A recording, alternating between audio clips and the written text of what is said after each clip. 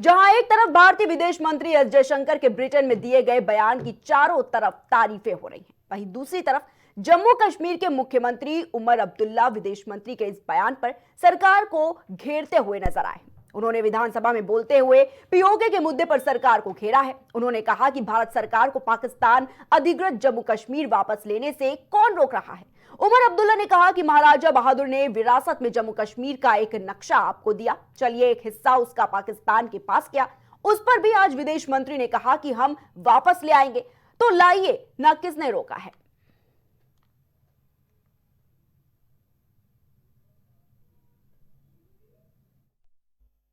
महाराजा बहादुर ने विरासत में जम्मू कश्मीर का एक नक्शा आपको दिया, चलिए एक हिस्सा पाकिस्तान के पास में, उस पर भी आज फॉरेन मिनिस्टर साहब ने कहा कि हम वापस लेके आएंगे।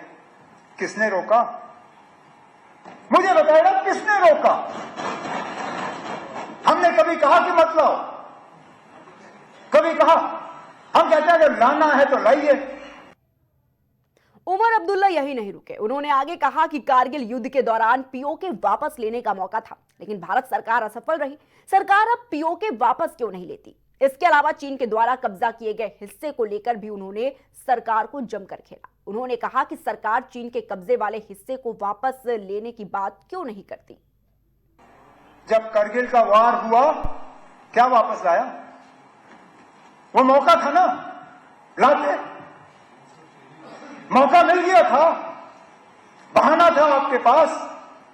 पाकिस्तान ने हमला किया था, अगर लाने का इतना शौक था उस वक्त लाते, नहीं लाए, चलिए कोई बात नहीं, उस वक्त नहीं हो पाया। आज अगर ला सकते हो लाइए ना।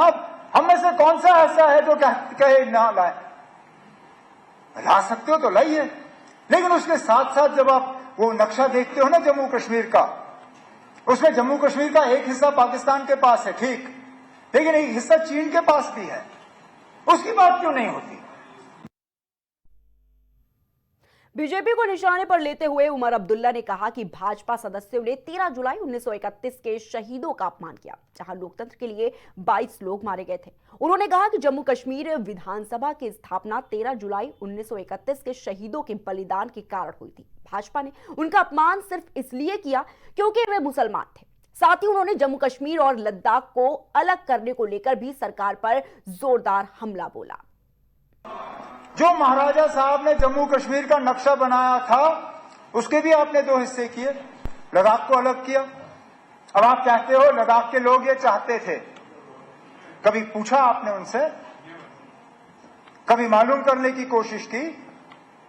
पहले दिन से करगिल के लोग इस फैसले के साथ नहीं थे, ठीक। आज अक्सर बेशतर लद्दाख की आबादी जो है, बौद्ध आबादी, वो भी इस फैसले के साथ नहीं है।